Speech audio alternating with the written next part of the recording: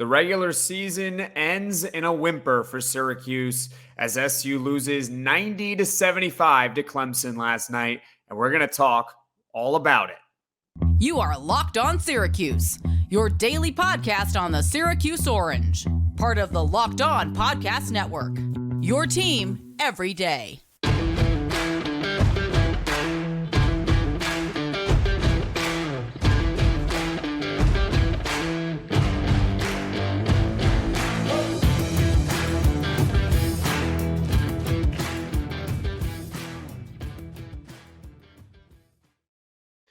Hello, everyone, and welcome into Locked On Syracuse. I'm Jackson Holzer, and Syracuse lost 90-75 last night. A tough one against Clemson. Still have not won in that building since 2017. And guess what? The Orange are going to have to go there next season. That might be their toughest road game of the year, but you never know. Today's episode is brought to you by Gametime. Download the Gametime app, create an account, and use code LOCKEDON for $20 off your first purchase. So there's a lot to go over in this game. And so I decided I wanted to break it down into initial takeaways and, how Clemson won and then, what Syracuse needs going forward. And I think we can have the discussion about the road from here for a later date. I think we can do that for a later date. And around the midway point of the second half, I think I tweeted it out on the Locked On Syracuse Twitter account. And if you're not following that, it's at @LO_Syracuse. I tweeted out with the way the game was trending, there were two things can be true. You can be proud of this team and how far they've come from the beginning of the season and to where they were just a few weeks ago. The fact that they were back in tournament discussion is something to be proud of for this team, because a few weeks ago, I don't think many of us thought that that would be a remote possibility, but here they were with the chance to really get that quad one star victory that I talked about yesterday. Here they were in position. They could do it. But the flip side is, and again, two things can be true, is you can be disappointed about this game and how Syracuse played. You can. They did not have a perfect game by all means. They didn't. They kept the rebounding relatively close. They kept it relatively close. But it was just so frustrating. It was just so frustrating because you knew they just didn't quite have it. They looked outmatched and they just looked flat. I mean, one of the things that comes to mind, and we're going to talk about this later in the show, is size. It felt like every single player on Clemson was taller than the guy they were going up against. Felt like that. And certainly that's the case in the front court. Right? PJ Hall, 6'10". Jack Clark is 6'10". Ian Schieffelin, 6'8". Malik Brown is the tallest player active right now for Syracuse that's playing, and he's 6'8".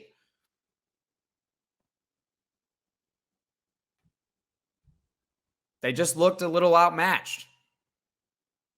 Too much size on Clemson. Clemson had too much shooting. Better ball movement. More weapons on offense. There's a reason why Clemson scored 90 points. So you can be upset about this one. You can be frustrated and also have the mindset of, well, if you look in the totality of the season, 20 wins in the regular season. That's what Syracuse ended up with, 20-11. They were 11-9 in ACC play. So above 500 in the league, 20-11 overall, pretty solid. I think if the ACC was held in a higher regard, Syracuse would be much closer to the tournament at minimum, but the ACC is not anymore, really. And that's the first 20-win regular season since 2014.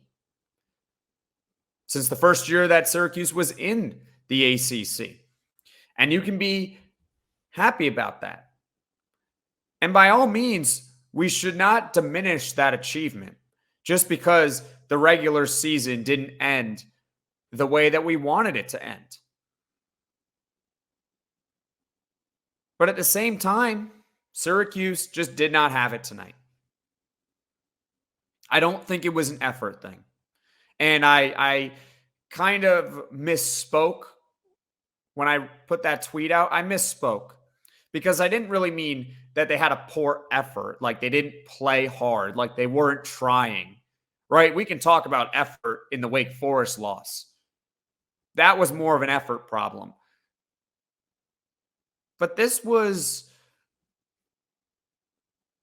some of the bad habits on defense,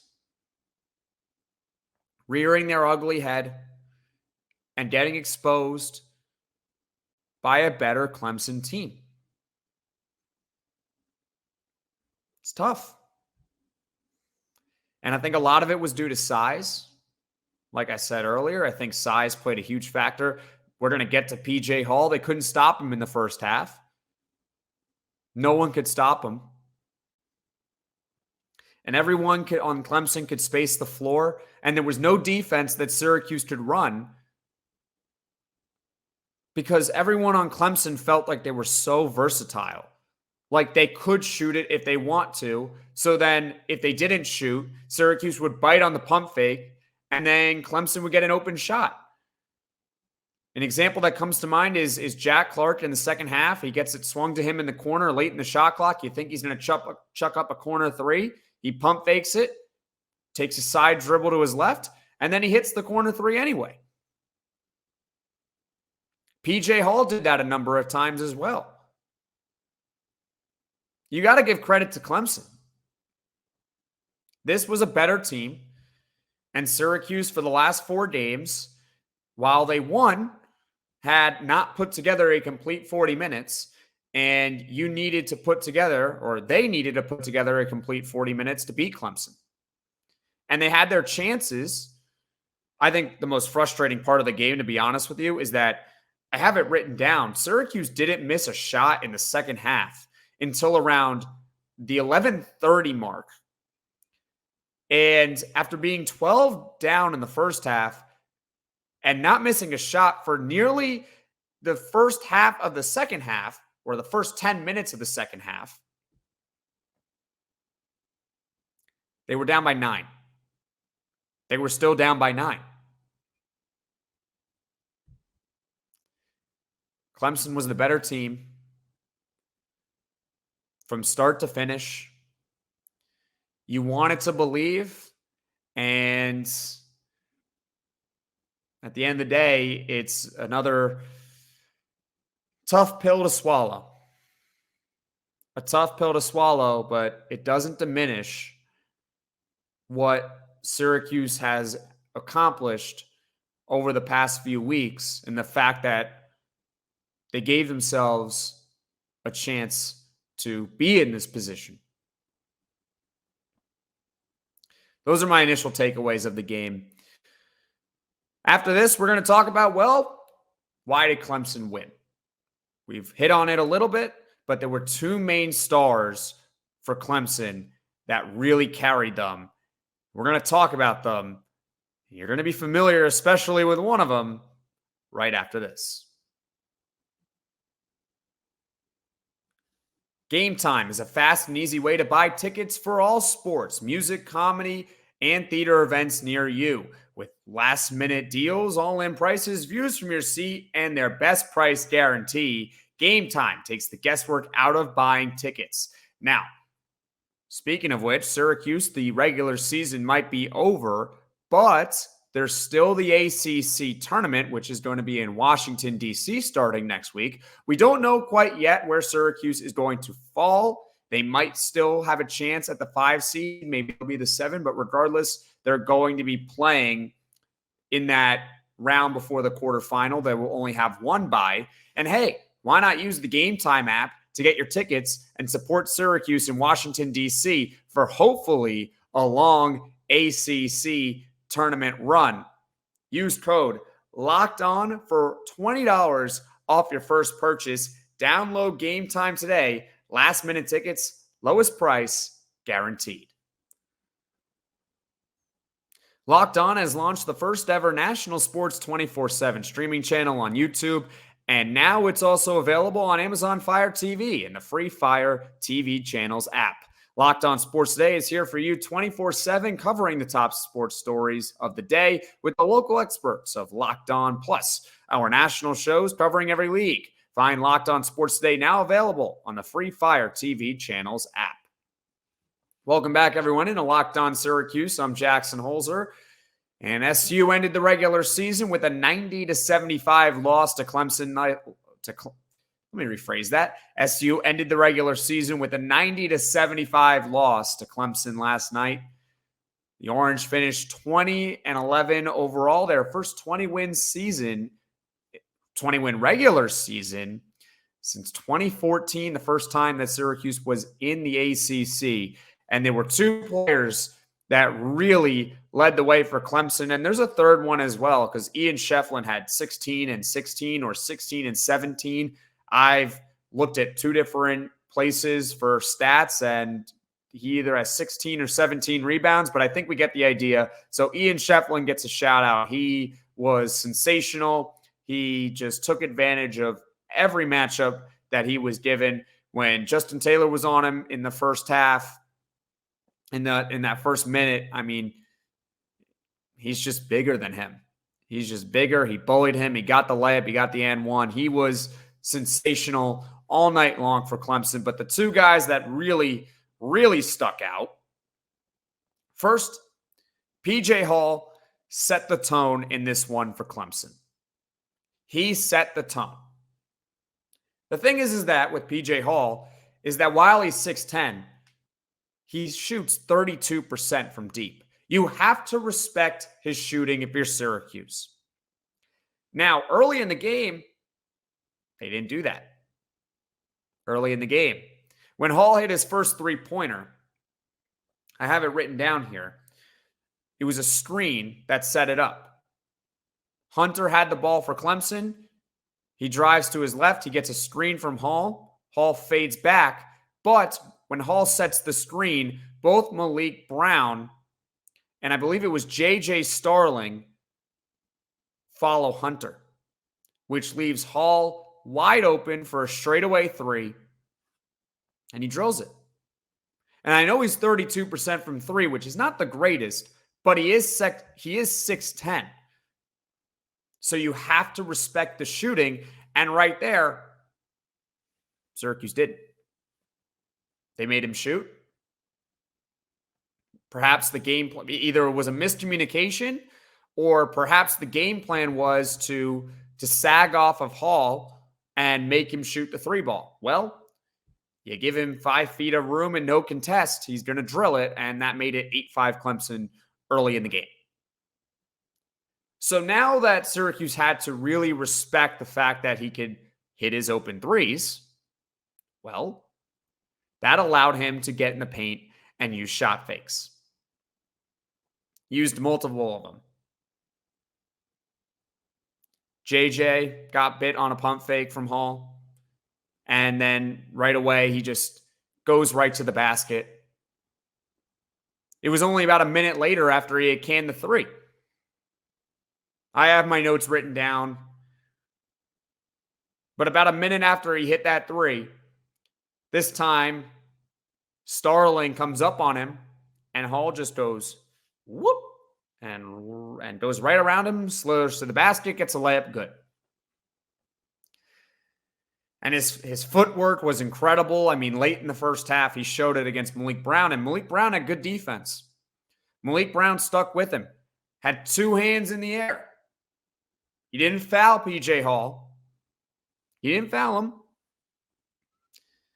And Hall kind of gave him that dream shake, little spin move, gets an easy shot to fall, and you just have to tip your cap. Malik Brown had decent defense on it, but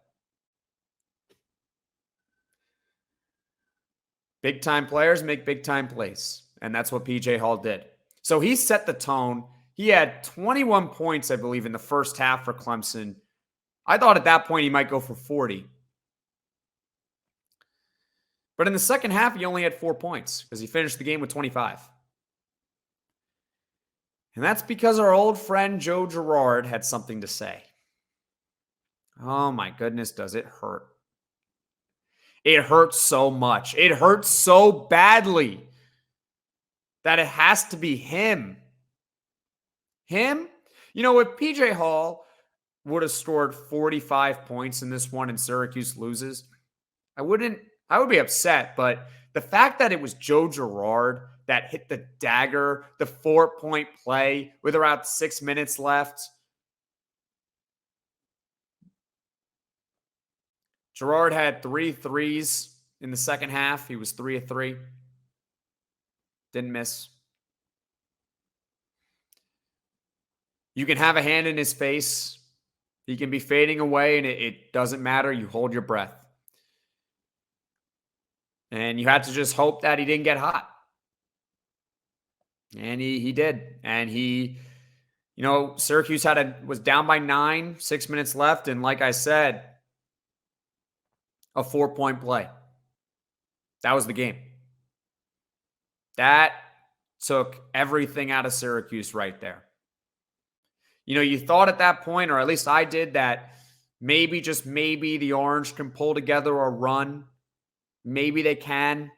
Maybe get down to within like 5 with 2 minutes to go. But once that 4-point play hit, lights out, game over. It was tough. And it had to be Joe Girard who hit the dagger. Just sucks. Just sucks. He just had to transfer to an ACC rival. And I know he made a decision that was best for him, and you can't knock him for that.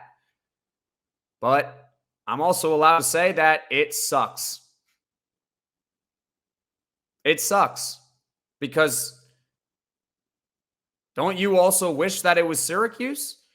That he was doing this for Syracuse? And he sort of was, but don't you wish that the Orange were in this position that Clemson's in right now? And that's why it's a little bit of jealousy. I don't hate the guy, but it's just like, man, it has to be him. It had to be him. What can you do? So those were the two main reasons why Clemson won. Or two big stars for Clemson, I should say. Not the reasons. The two big stars for Clemson were PJ Hall in the first half and Joe Girard finishing the job in the second half to sink the Orange 90-75. Now, we've talked a lot about this game and using this game. What does Syracuse need going forward? We're going to talk about that. Passion, drive, and patience. What brings home the winning trophy is also what keeps your ride or die alive. eBay Motors has everything you need to maintain your vehicle and level it up to peak performance. From superchargers, roof racks, exhaust kits, LED headlights, and more, whether you're into speed, power, or style, eBay Motors has got you covered. With over 122 million parts for your number one ride or die, you'll always find exactly what you're looking for. And with eBay Guaranteed Fit, your part is guaranteed to fit your ride every time or your money back. Because with eBay Motors, you're burning rubber, not cash. With all the parts you need at the prices you want, it's easy to turn your car into the MVP and bring home that win. Keep your ride or die alive at ebaymotors.com. Eligible items only. Exclusions apply. eBay Guaranteed Fit only available to U.S. customers. We're wrapping up here on today's show. Syracuse loses to Clemson 90-75 last night to end the regular season. Judging off of this game, I think we can figure out the two biggest needs for Syracuse this offseason. So consider this kind of a a little bit of a preview because there's going to be plenty of time to discuss what Syracuse needs and who they should get and what transfers and maybe how the incoming freshmen fit in, right? There's going to be plenty of time for that. But this is just the initial, off the top of my head. We watched the game. What does Syracuse really need? And there's two things that stick out. One is that they need more size, and we've discussed that. They need more size. Now, granted, Naheem McLeod is out. Naheem McLeod is not playing, and he's 7'4". But it's not just getting guys that are 7'4", right? That's great. But Clemson doesn't have anyone that's 7'4". PJ Hall's 6'10". Jack Clark, 6'10". Ian Schieffelin, 6'8". You need more size at the forward position, and you need a starting center. Right? Because I think Naheem McLeod could be an excellent backup. And I think that's where he's best suited as the backup center. Play 10 to 15 minutes a night. But Syracuse needs a couple guys. One of them is Donnie Freeman, who's 6'10". But they need at least a couple guys who are just taller, bigger, stronger. Because Clemson felt like every single position that player was bigger than Syracuse's player. We've talked about that earlier in the show. So the initial takeaway was, well, this team needs more size. This is college basketball, and some players are clearly bigger than others. In the NBA, there's a million. Size isn't a problem in the NBA because it's the NBA. But in college, there's a limited resource pool. And Syracuse is going to have to find a way to get more size. They're going to get it with Donnie Freeman coming in, but they're also going to need to do that in the transfer portal. That's something they need to hit on. Number two is that they need more shooting. They need more. They do not have enough consistent shooters on this team. There are two players on Syracuse right now who shoot at least 35% from deep. Now, who do you think they are? You're going to get the first one, Chris Bell. Right? Chris Bell is close to 40%. Okay. We can work with Chris Bell.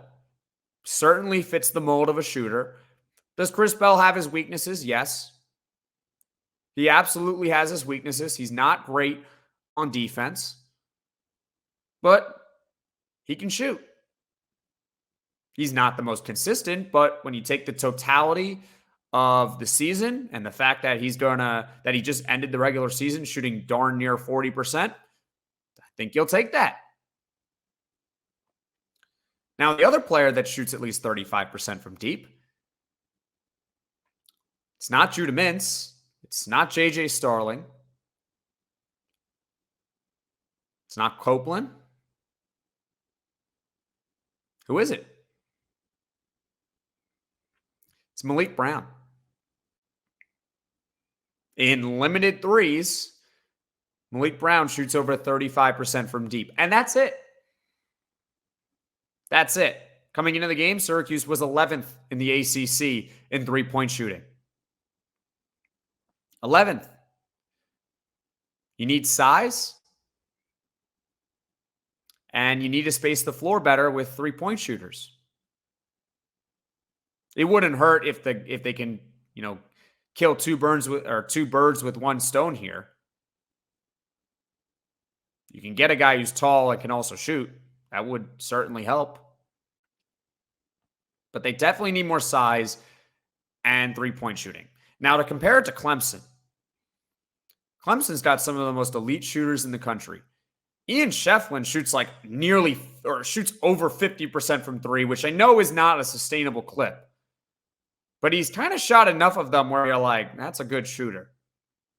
Right? And we all know Joe Girard, who's at around 42% for the year. Plus, they got a big man who can shoot over 30% from deep. right? So you compare Clemson and you look at Clemson's size and you look at their shooting. It's no wonder that this is a team that is going to be maybe a 5, maybe a 4, 6, whatever. They're going to be a pretty high seed in March Madness this year. It's not a surprise because if you can shoot the basketball and you're tall and you're bigger than the other team in college, no wonder why you're going to be good. You're going to be good. So those are the two main areas that Syracuse is going to have to address this offseason. And I believe they can. But those are the two areas that they certainly have to address. Now, tomorrow, we're going to talk about the impact of this loss and where Syracuse goes from here.